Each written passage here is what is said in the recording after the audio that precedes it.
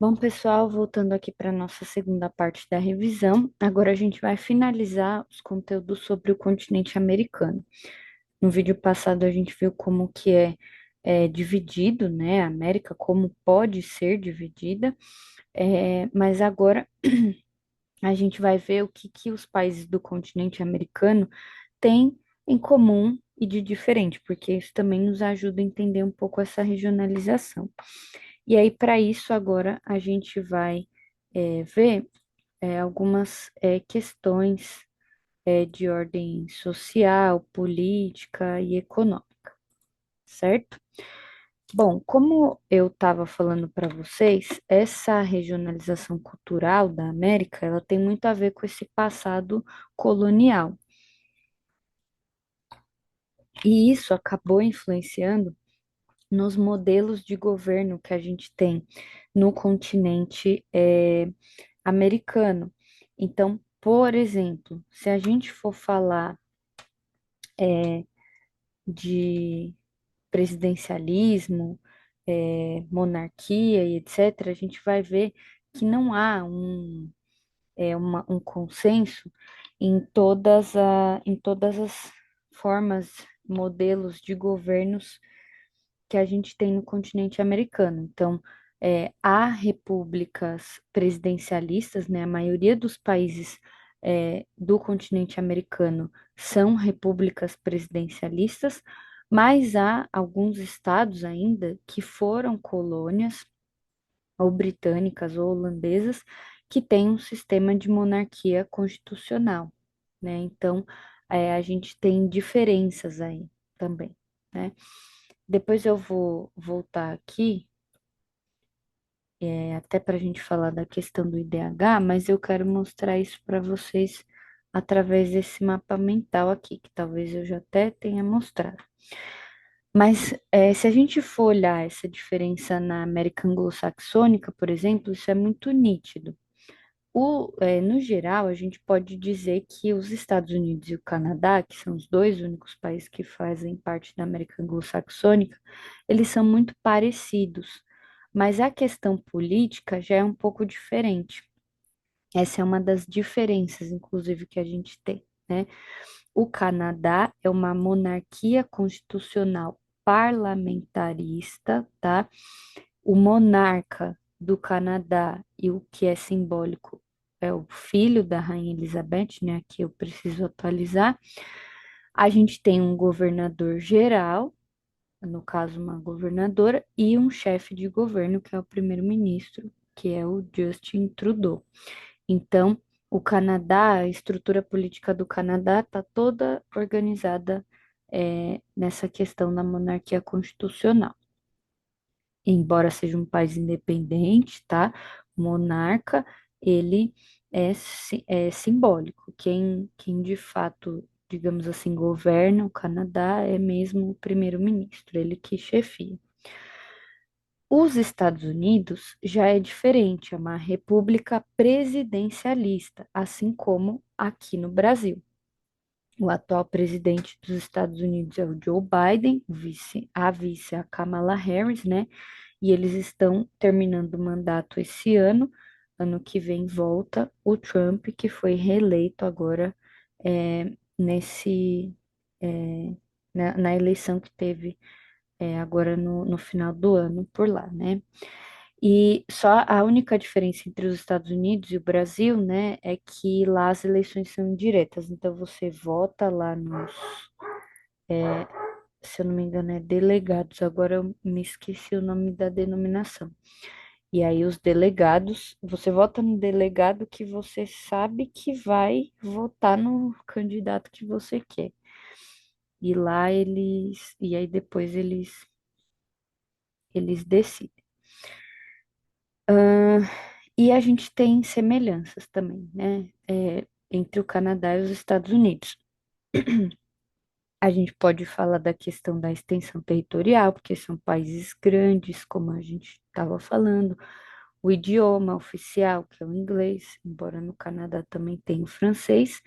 Altos índices de desenvolvimento. A América anglo-saxônica é marcada por ser uma região, a região, né, mais rica do continente americano, principalmente por conta, da questão da industrialização, que foi antes do restante do continente americano, né? Então tem todas essas questões. E aí, a gente vai olhar agora um pouco para a América Latina. Na América Latina, a gente também tem diferentes formas de governo. A gente também pode ter monarquias, como no caso do Canadá, e as principais monarquias, os principais países que têm como forma de governo a monarquia são as Antilhas Holandesas, ou seja, o conjunto de ilhas ali da parte é, de ilhas da América Latina, que pertence à América Central, inclusive, essas Antilhas, elas são ainda monarquias que têm como, como monarca, né, o monarca dos Países Baixos, que é atualmente o rei Guilherme Alexandre. E no caso dos estados caribenhos, né, que também são alguns dos países insulares ali da América Central, que são fruto, né, de colonização britânica. Então, nesse caso, a gente tem monarquias parlamentaristas. Mas a gente também tem repúblicas, principalmente na região central e sul do continente americano. As monarquias mesmo, a gente pode dizer que estão nas ilhas, tá? E as repúblicas estão na parte continental do centro e do sul do continente americano.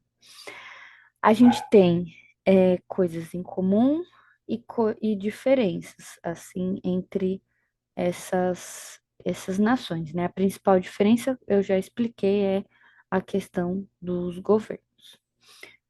Mas, com relação às semelhanças, no caso das repúblicas, a gente pode observar que entre 1950 e 80, a maioria dos países que atualmente são repúblicas, eles passaram por regimes ditatoriais.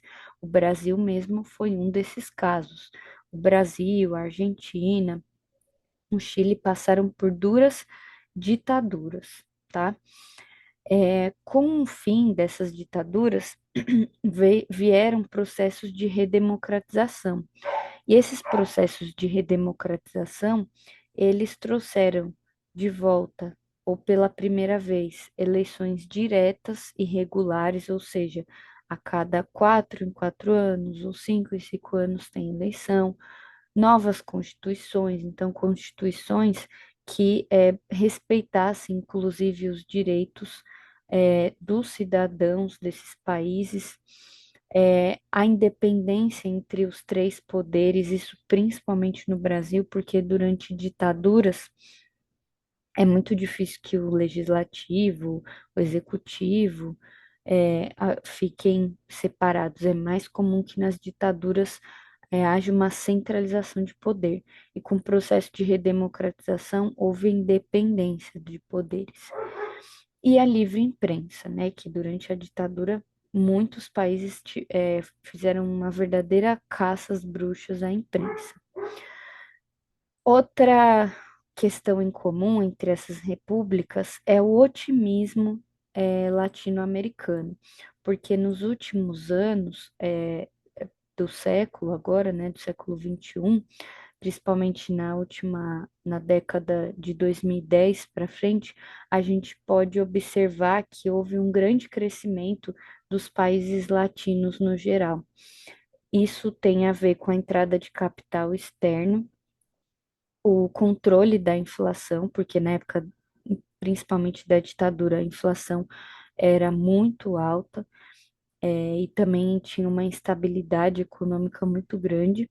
Então, atualmente, a gente pode observar que a inflação, na última década que eu falei, ela deu uma caída e as moedas começaram a se estabilizar, porque a maioria dos países latinos tinham moedas muito, desvalorizadas. assim como a redução da dívida externa. Então, com o desenvolvimento desses países, foi possível reduzir a dívida externa, né? Porém, a gente pode observar que agora de 2020, principalmente com a pandemia para frente, a gente consegue observar uma instabilidade econômica, né? Também por causa de questões de, de escândalos políticos, corrupção, recessão econômica. Então, alguns países estão se recuperando. O Brasil mesmo é um país que está patinando ainda um pouco, né? Não chega a ser uma instabilidade política assim forte, eu diria que é mais uma instabilidade econômica, né? E falta também para os países latinos aproveitar, dinamizar mais a sua economia, tornar a economia mais diversificada, investir em mais coisas ao invés de focar em uma coisa só, principalmente nos commodities. No, o caso do Brasil, por exemplo, se coloca como um grande país agroexportador, mas é bom que a gente busque outras fontes também. Então, na América Latina, para resumir, a gente poderia dizer que a principal diferença está nos modelos de governo das ilhas e da parte continental, que nas ilhas a gente tem monarquias e no continente a gente tem as repúblicas. E as repúblicas, em sua maioria, têm toda essa trajetória em comum. Passaram por regimes ditatoriais, depois por processos de redemocratização, veio uma onda, né, de otimismo com o crescimento econômico e atualmente passam por algumas dificuldades, mas estão levando aí, né? E aí, voltando aqui para esse material,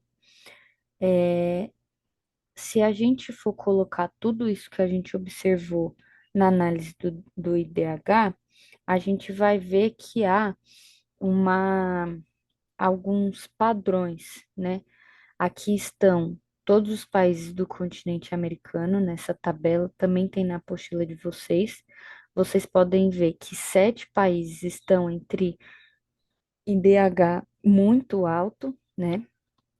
A maioria do continente americano apresenta um IDH alto e o restante está ali entre um IDH médio e baixo, né? De baixo ali está aparecendo só o Haiti, que é o último da lista aqui, tá?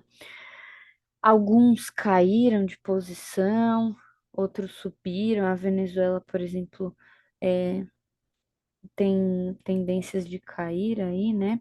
Mas vamos analisar um pouco essa tabela.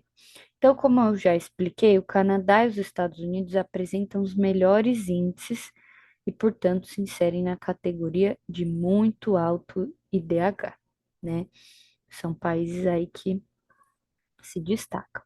No caso da América Latina, a gente pode observar que o Chile e a Argentina são países que se destacam um pouco mais, embora o da Argentina também possa ter uma tendência a cair, né, por causa das eleições e colocaram o Milei lá agora, né, então tá um pouco complicado.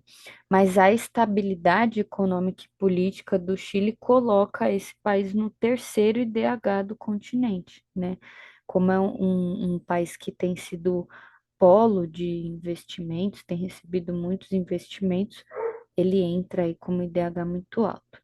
Além da Argentina, o Uruguai, Bahamas e Barbados. Bahamas e Barbados já são ali na região da América Central. Aqui na América, ou no índice médio, né? Ou no índice alto, perdão, eu vou destacar esses 3 casos aqui, porque são casos que têm apresentado uma, algumas questões, né?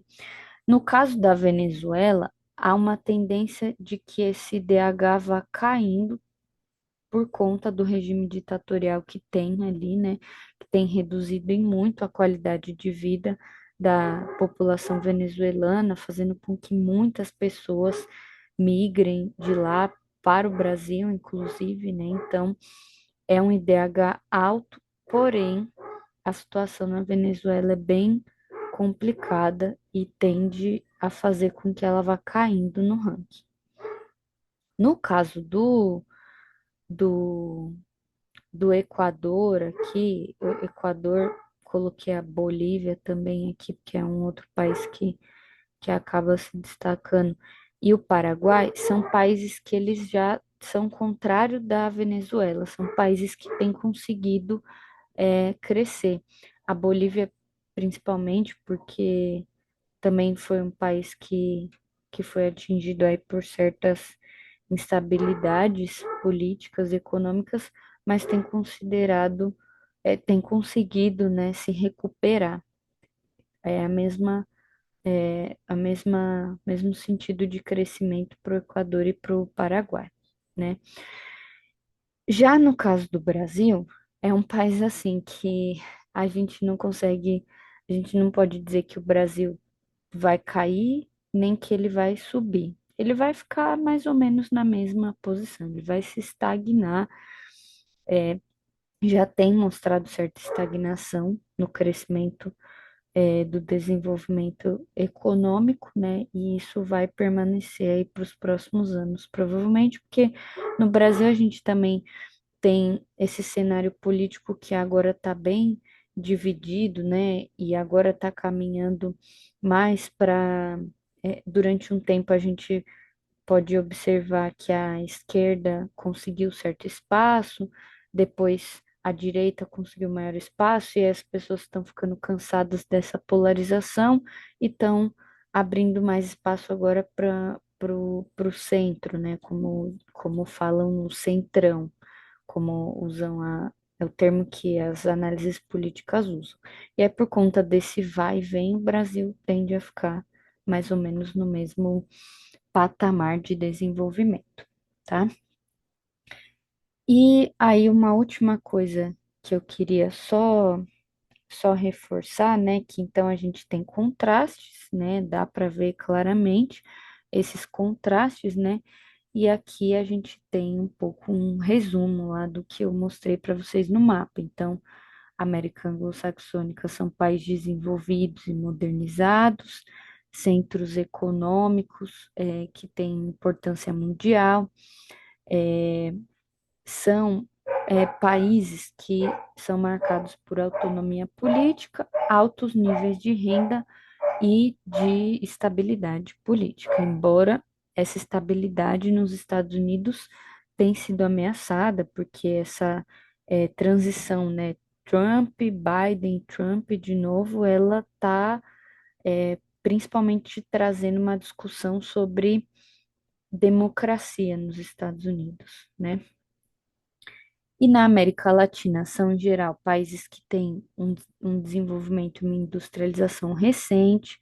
A maioria são produtores agrícolas ou de matéria-prima que vem do extrativismo, e tudo isso vai em grande parte para o mercado externo. Isso também é uma herança do período colonial, porque a gente serviu de, de território, a gente foi extraído durante muito tempo pelos portugueses, pelos espanhóis, a questão dos períodos ditatoriais, o período de redemocratização, fazendo com que esses países tenham democracias ainda jovens, né?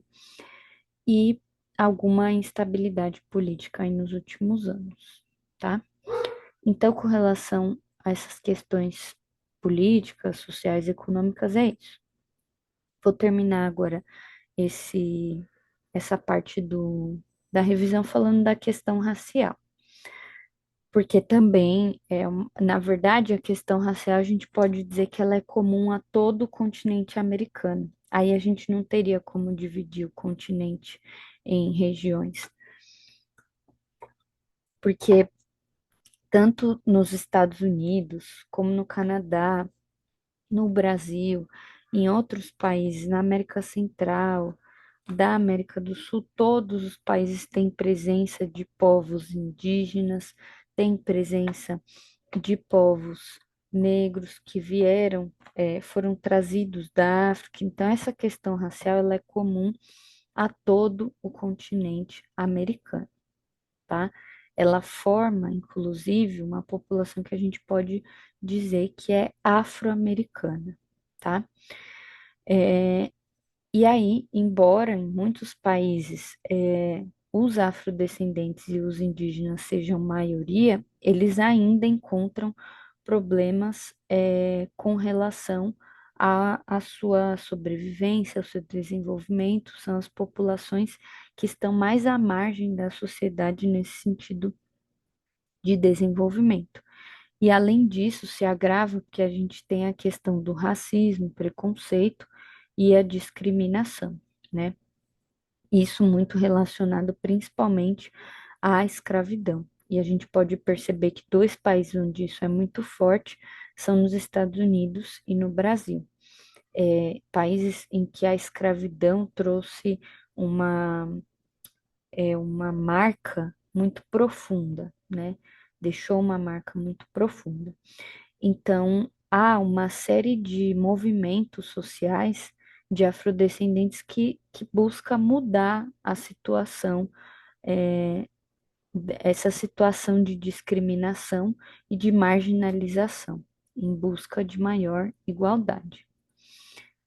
No caso dos Estados Unidos, a gente pode observar que a abolição da escravidão, apesar de ter acontecido em 1863, ela foi uma questão tão forte para os Estados Unidos que acabou criando uma guerra civil, que é o que a gente chama de Guerra de Secessão.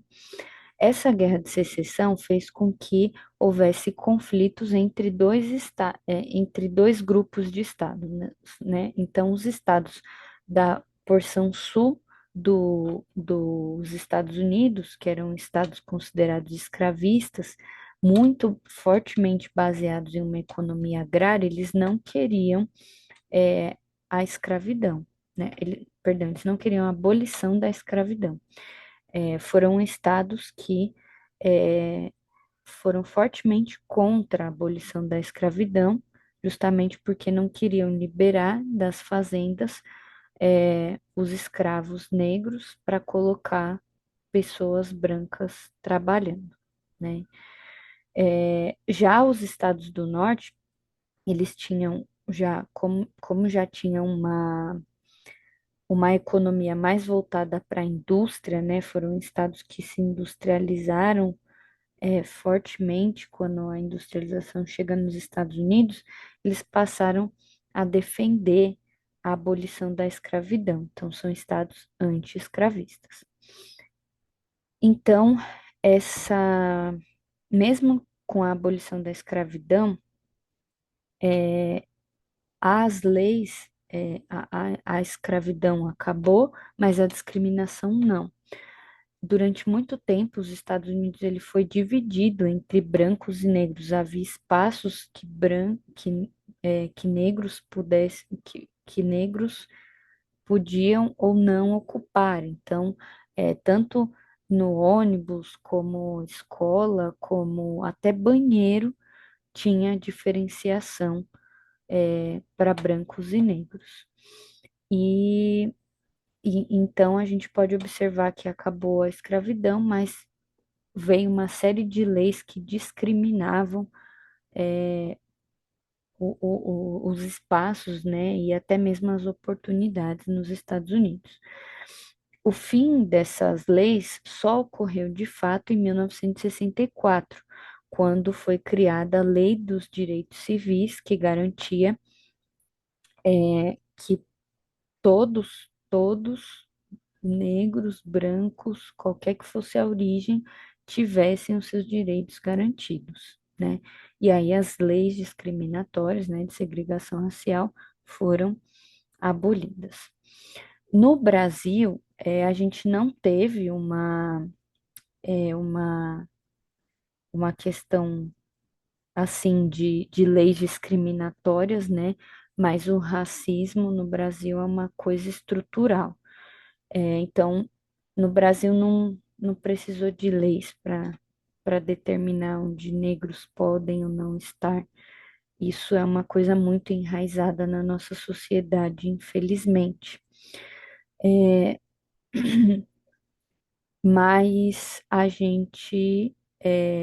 a nossa abolição, da escravidão aconteceu em 1888, mesmo assim, em pleno 2024. Ainda há fortes casos de racismo, como a gente viu semana passada nos noticiários, estudantes da PUC, né, num jogo num jogo entre a PUC e a USP, né, alunos da PUC discriminando, né, fazendo um claro exemplo de racismo num jogo contra estudantes da USP que entraram através de cotas. Então, no Brasil ainda há muito que caminhar também. E aí a gente pode observar que, por conta justamente ainda da existência de racismo em pleno século XXI, a gente tem movimentos que buscam conscientizar as pessoas, né?